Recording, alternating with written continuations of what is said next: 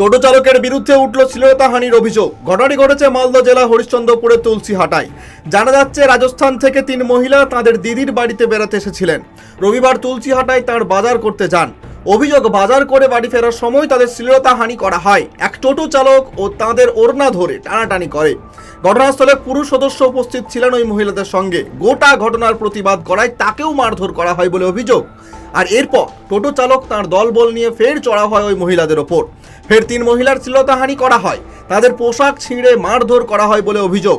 আক্রান্তের পরিবারের তরফে দাবি করা হয়েছে অভিযুক্তরা তৃণমূল কর্মী, যদিও তৃণমূলের দাবি তাদের ফাঁসানো হচ্ছে। পুজোর মুখে ফের রাজস্ব ফাঁকি দিয়ে মদ বিক্রির চেষ্টা রুখে দিল জলপাইগুড়ির আবগারি বিভাগ। প্রায় 8 লক্ষ টাকার বিভিন্ন ব্র্যান্ডের মদ সহ একটি গাড়ি আটক করেছে পুলিশ। যদিও এই ঘটনায় এখনো পর্যন্ত কাউকে গ্রেফতার করতে পারেনি আবগারি বিভাগ। জানা যাচ্ছে গোপন সূত্রে পাওয়া খবরের ভিত্তিতে জলপাইগুড়ি আবগারি বিভাগের ওসি নেতৃত্বে চলে অভিযান। সিকিম থেকে একটি 4 চাকা গাড়িতে করে দার্জিলিংয়ের জোরবাংলোতে নিয়ে যাওয়া হচ্ছিল মদ। দার্জিলিংয়ের সোনাদায় গাড়িটি ঢুকতেই আটক করে পুলিশ। পালিয়ে যায় গাড়ির চালক। গাড়িতে তল্লাশি চালিয়ে উদ্ধার হয় প্রচুর পরিমাণে নামী কোম্পানির মদ। পুলিশ সূত্রে খবর, পুজোর সময় এগুলি পাহাড়ে বিক্রি করার ছক ছিল। আবগারি বিভাগ সূত্রে খবর, রাজস্ব ফাঁকি দিয়ে মদগুলি পাচারের চেষ্টা চলছিল। গাড়ির নম্বর প্লেট এবং চেসিস নম্বর থেকে গাড়ির মালিকের বিস্তারিত তথ্য সংগ্রহ করার চেষ্টা করছে পুলিশ। কৃষ্ণনগর কোতোয়ালি থানার অন্তর্গত জোয়ানিয়া পঞ্চায়েত এলাকার টিয়াবালি কুর্সি গ্রামে বাবার হাতে খুন হলো ছেলে। সূত্রের খবর, মদ্যপ অবস্থায় গাড়ি রাখা নিয়ে ছেলের সঙ্গে বচসা শুরু হয় বাবার। এরপরই ছেলে হেসো নিয়ে আক্রমণ করতে গেলে বাবা আত্মরক্ষা করতে উল্টে হেসো চালিয়ে দেয় ছেলের বুকের ওপর। সেখানেই গুরুতর আহত হয় ছেলে। এরপর তাকে শক্তিনগর জেলা হাসপাতালে নিয়ে আসা হলে চিকিৎসকরা তাকে মৃত বলে ঘোষণা করেন। জানা যাচ্ছে মৃত যুবকের নাম টোটন সর্দার, বয়স 37। অভিযুক্ত বাবার নাম ভানু সর্দার, বয়স আনুমানিক 65 বছর। ঘটনার পর অভিযুক্ত বাবা ভানু সর্দারকে গ্রেফতার করেছে কৃষ্ণনগর কোতোয়ালি থানার পুলিশ। খাল থেকে উদ্ধার হলো এক স্কুল ছাত্রের দেহ। জানা যাচ্ছে রবিবার থেকে নিখোঁজ ছিল ওই ছাত্র। বছর 12 ওই ছাত্র লিলুয়া চামরাইল এলাকার বাসিন্দা।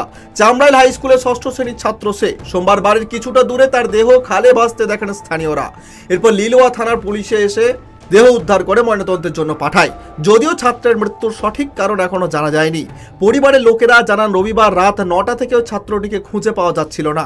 এরপর থানায় যোগাযোগ করা হয়। হাওড়া সিটি পুলিশ সূত্রে খবর, রাকেশের দেহে বাইরে থেকে কোনো আঘাতের চিহ্ন পাওয়া যায়নি। মৃত্যুর সঠিক কারণ জানা যায়নি। ঘটনা তদন্ত শুরু করেছে পুলিশ।